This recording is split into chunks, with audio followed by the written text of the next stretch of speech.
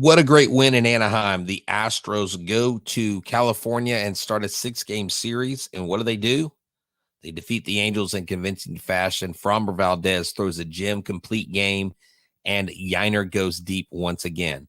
We also have some news on Kyle Tucker and what that means for a certain rookie named Joey Loperfido. Let's get started right now. Yainer Diaz, this is Locked On Astros.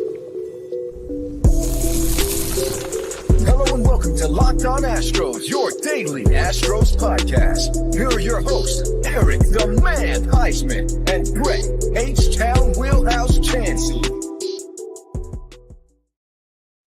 Hey there, and welcome into a special Friday night edition of Locked On Astros. I'm Htown Wheelhouse. You can find me at Htown Wheelhouse on X, Instagram, and TikTok. You can find me at Stros411 on Facebook and on X.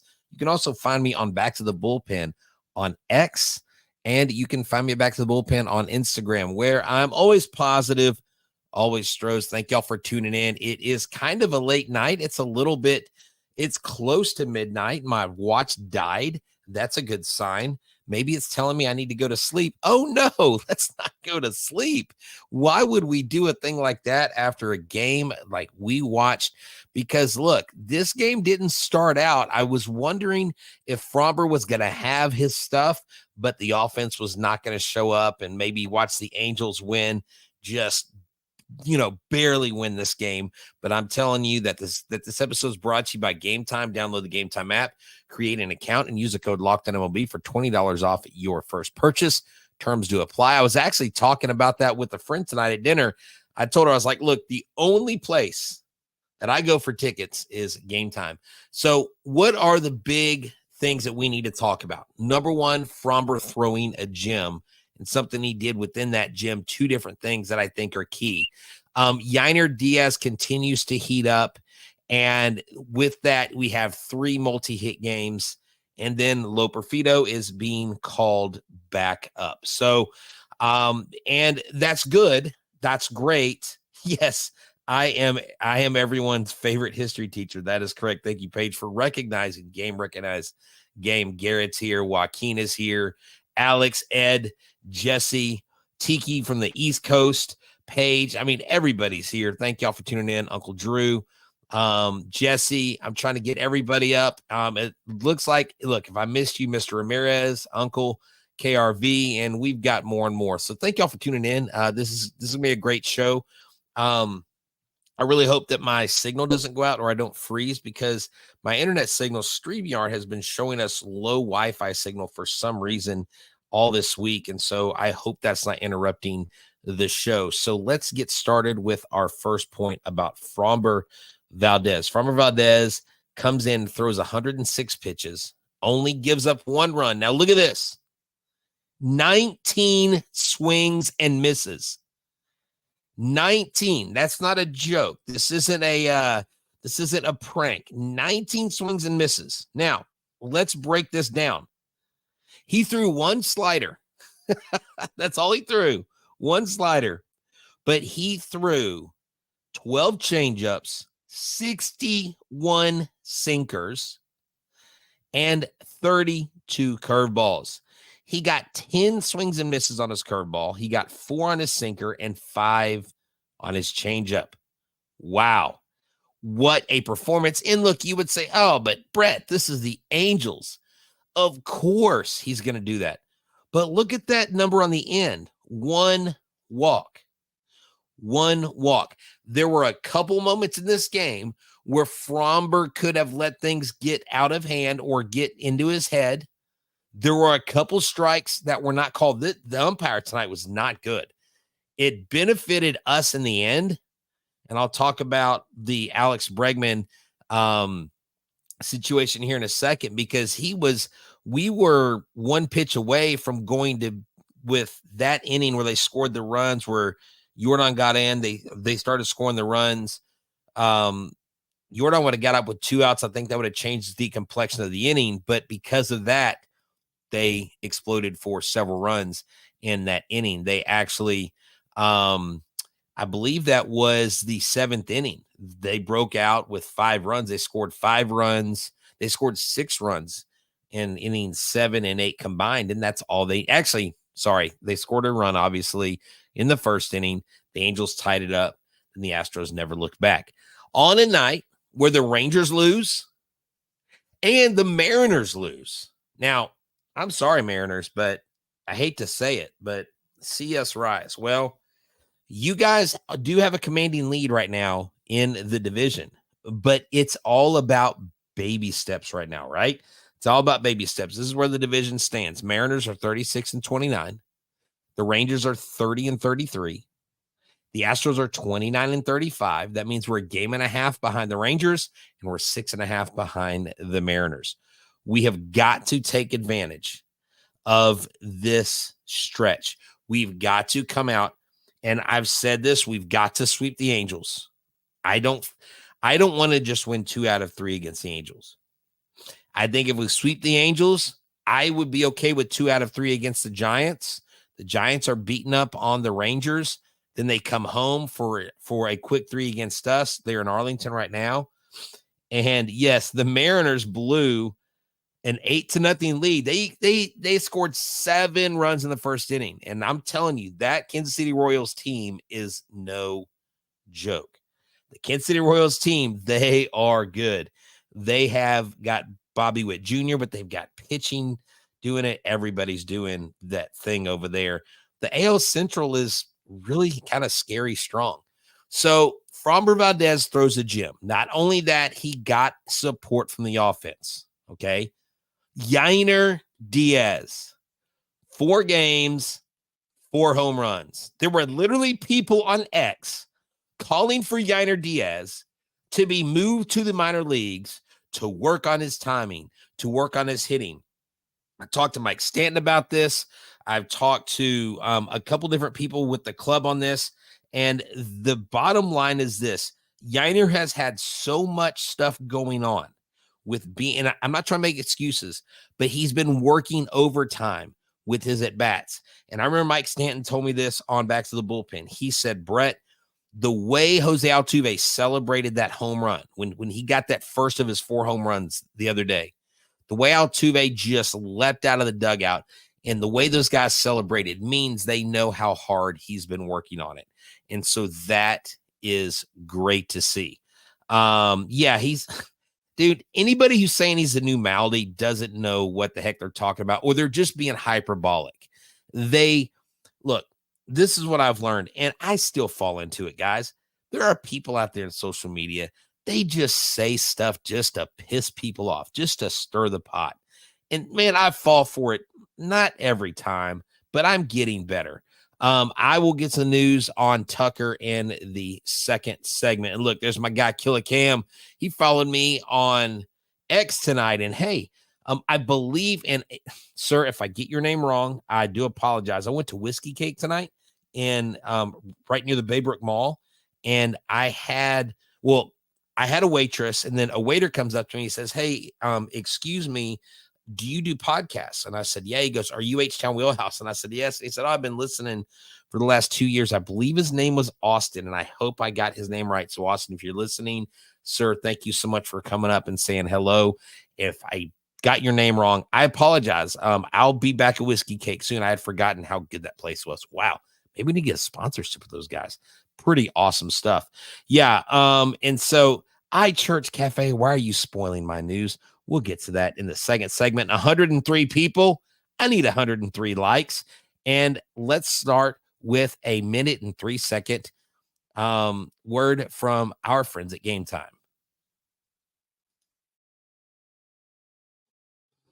At Game Time, you can guarantee to get tickets fast, easy, and quick, and really the cheapest on the web. I mean, you don't have to worry about hidden fees, because I know why, because I use them every time. Use the code LOCKEDONMLB for $20 off your first purchase. Terms do apply.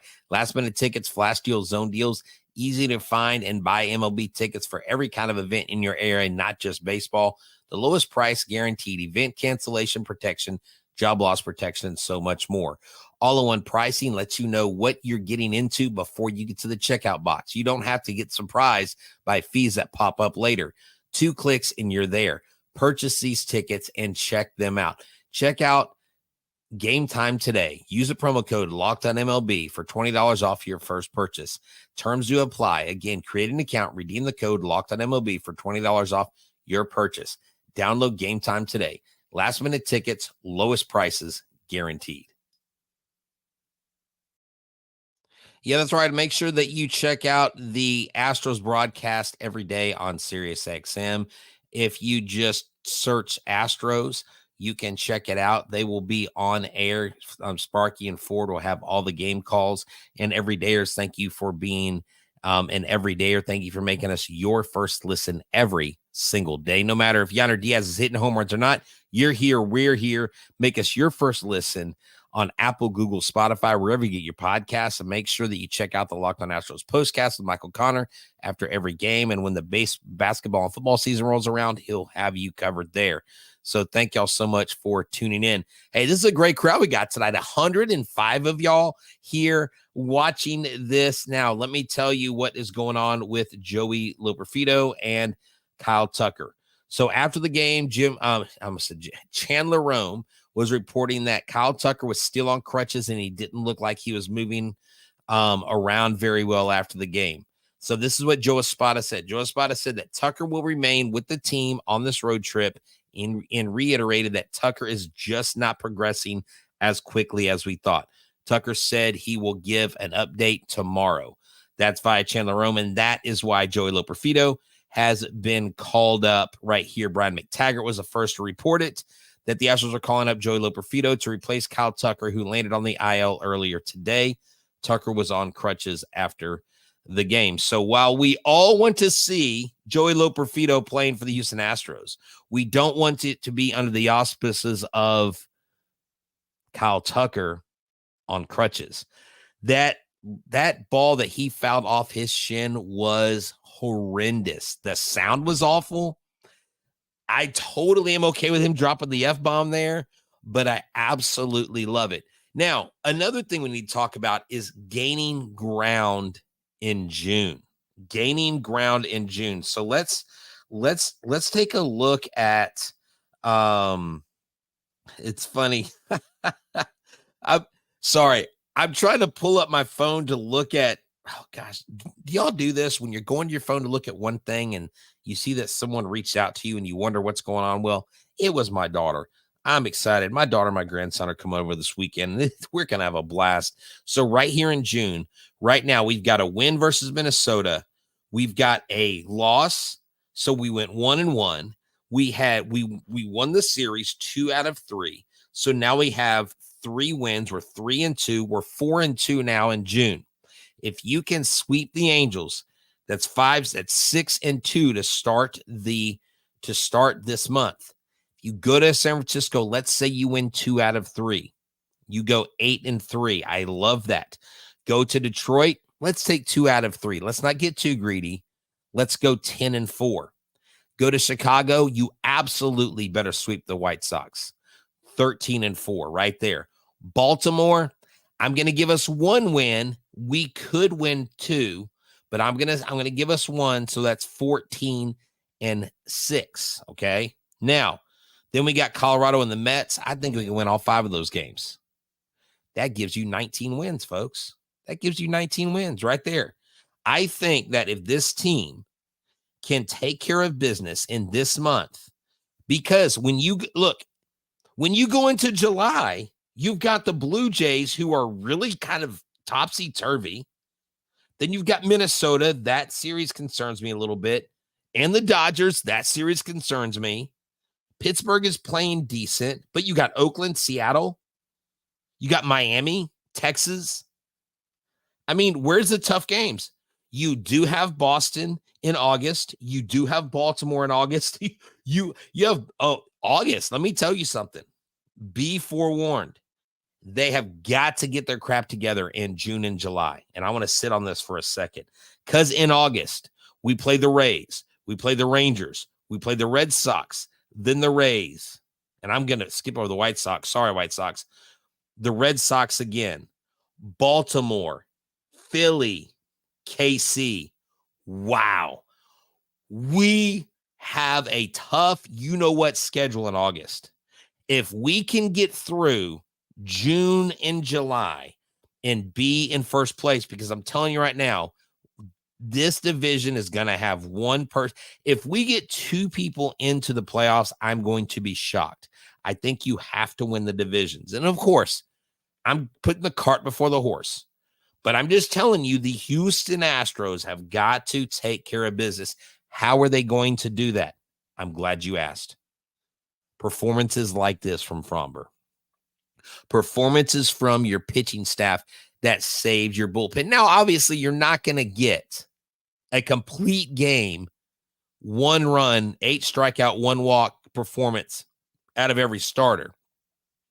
But over the next 2 games, if I can get, because we got the complete game out of Framber, up next is Hunter Brown. I don't see why Hunter Brown can't be that guy next. Hunter Brown has pitched his you-know-what off lately. He has not gotten the run support. But I didn't take a snapshot of it. I don't have any pictures of it. But the Astros absolutely mash in Anaheim. Now, check this out. Check this breakdown from Framber. Look at this. 15 ground outs, 5 flyouts, 8 strikeouts, 1 walk. Now, look at this. Again, I showed you this is just a pie chart of it. 1 slider, 11 changeups, 32 curves, and 12 changeups, 32 curves, and 61 sinkers. This was a game for Framber. And Framber did say, someone reminded me of this. I completely forgot about that. Framber at the end of the game said he wanted to win this game for his team, for the bullpen, but he also wanted to dedicate it to Christian Javier. Look, those guys are hurting when their guys are hurting. And now let me clear something up before we get to our last segment, because I think the Jose Abreu conversation is interesting. And I might bring in another name that I typically choose to remain nameless, but I might mention a little bit today to tickle the fancies of some people that want to talk about this person that I don't want to talk about, but I may do it because it's an inevitable topic at this time. But Framber Valdez comes into this game and throws a gem, saves his bullpen, and does exactly what he's supposed to do. If Hunter Brown does the same thing and Justin Verlander does the same thing, you build momentum with this team. All this team needs is momentum. It doesn't matter if Jose Abreu's in the lineup or not, I guess. He hit a home run tonight. You got to give him that, but I think that home run, it only means that he's definitely staying on the team longer. And Loperfido, I don't know if you check out the web gems that I put together. Check out the home runs. I'm going to have to put another video together just from tonight's game. The Space Cowboys hit back-to-back. I think they hit back-to-back home runs. They hit 4 home runs in the first 5 innings. Yes, we're still under 500, Augie, of course. Look, hey, man, take the win as a whole. Look what happened. Framber deals, the offense backs him up. The offense is going to back up Hunter Brown. That's right, a game and a half from second place. Baby steps. You can't worry about the division until you get to second place. And remember, I said we would only become relevant in the national picture until we pass the Oakland A's. Well, that's done. We're done with that. The Angels aren't going to be relevant this year at all. So it's the Astros and the Mariners and the Rangers. I think the Astros and the Mariners are the 2 front runners by mid-June. I think by mid-June. I would say by June. I think by the time we're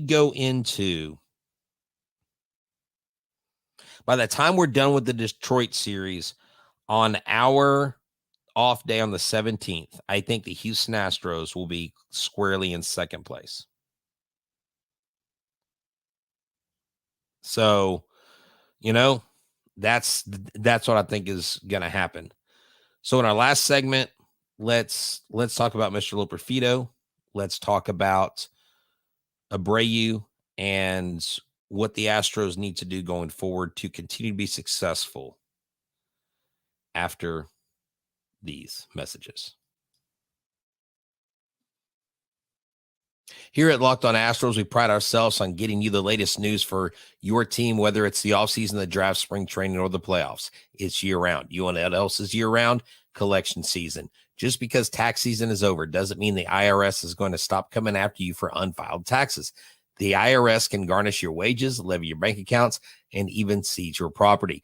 Don't let the IRS target you. Get licensed professionals and tax experts at Tax Network USA go to bat for you. And look, if you came into a new business, you're an entrepreneur, and maybe you just didn't file the right things, you forgot to file something, don't worry about it, because with over 14 years experience and A+ rating for the Better Business Bureau, Tax Network USA has saved their clients over $1 billion in tax debt. Whether you owe taxes, have complicated matters that require tax planning, or finally hit that parlay this season and need help correctly filing, call 1-800-549-1000 or visit tnusa.com/lockedon today. That's why I continue to make us your first listen every single day. Make sure that you listen to us on Apple, Google, Spotify, or wherever you get your podcasts. Check us out wherever. I mean, look, subscribe to our YouTube channel. Help us get to 12,000. Don't just watch it, like it. Make sure you subscribe, share it with your friends and family. I found some new listeners tonight. A listener came up to me at the local whiskey cake restaurant, and he said he loved the show. So thank y'all. And look, if you ever see myself or Eric in public, we want you to come up and say hello. We are not afraid of strangers. We want to talk to y'all. We want to hear. We love hearing the positive feedback from you guys and girls. And we haven't done a live show yet, but we are going to do that once Eric gets back from his big vacation, his 7-day cruise where he's just living it up. He went zip lining today. The dude is having the time of his life. He deserves it. When he comes back, Eric and I will talk. We're going to talk about doing a live show. We're also going to talk about getting together a group so that we can all go to an Astros game together and cheer on the Stros, and you can hang out with Eric and I think we will have a blast doing that. I need 128 likes tonight. I need y'all to do that. I also need y'all to go over to Locked On Astros Postcast, subscribe to Michael Connor's station, help him to get 1,000 subscribers and get him going, give him that reward for being here, a part of our team. He also will do postcast for the Rockets, for the Texans, and for the Houston Cougars. So do I ever think about starting a Patreon? Look, that is a good question. I do have, we do have one that we're considering putting in the works for Back to the Bullpen, but we cannot do Patreon through the Locked On. There are just a lot of things here and there. It's a lot of bureaucratic red tape, but I know other hosts have Patreons through other shows. So if I do start one with Back to the Bullpen, we'll be looking at that. But go over there, subscribe to that channel as well. Help us get our goal. Once we're monetized, we're going to do super follows. We're going to do all that stuff. And coming soon, I will be doing a subtext where you have exclusive access to me, text messages from me, insider information, and I will be getting that going. So, hey, thank you for the compliment on the hat. Yeah, this was created by my guy Job, Explicit Designs. Joe Muscat, he did this through Big City Cap Zone. So going forward, Joey Loperfido comes up. He comes up because Kyle Tucker is really, because Kyle Tucker's, he can't even walk. So that's why he's up here. So you'll see Loperfido in the outfield. Loperfido made an amazing jumping, leaping grab on a ball tailing away from him in center field the other night. I believe was in Utah against the Bees. So he's been getting web gems at first base. He's been doing web gems in the outfield, and he's still hitting really, really well. So if Loperfido coming up, I need him to come up and play a lot. I don't ever cheer for a player's downfall. I don't ever cheer for a player to fail. But every opposite field home run or non-pulled home run that Jose Abreu hits, that just tacks on days for him being on this team. And I say that with the utmost respect for I lost his name, for Jose Abreu. But I just think the declining in what we've seen has been just such a huge drop off that you've got to find a way to get this guy off the team. Now, knock on wood or glass, whatever my desk is made out of.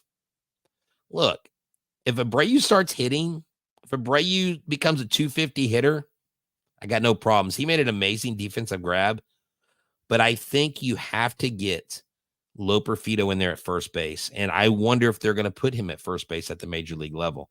Remember, he's never played first base at the major league level. It's different when you're at major league level first base versus AAA level first base. Okay. And so that is something that I think we need to watch. Yeah. So Kyle Tucker's 10-day IL stint is retroactive to the 4th. So today is the 7th. Well, it's now the 8th. So the 10 days. So 10 days would be, he would be lifted from the IL stint after the road trip is up. So he's with the team, I guess, in case he feels good enough to play, but I doubt you'll see him in Anaheim or in San Francisco play.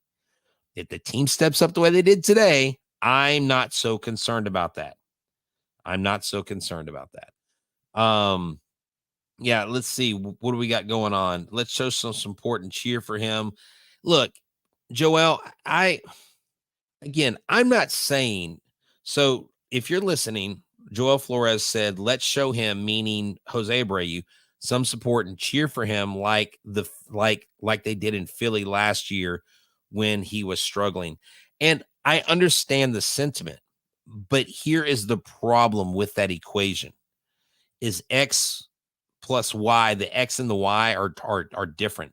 The variables you're dealing with Trey Turner, a young, one of the best at his position right now, not showing decline because of age versus the variables of a guy who's 37 now and has had a massive drop off with everything, not only from, it's not like he can't hit. It's like he said, I've forgotten to hit. I don't know what to do when I'm at the plate. He's lost himself mentally. And so I trust me. I understand.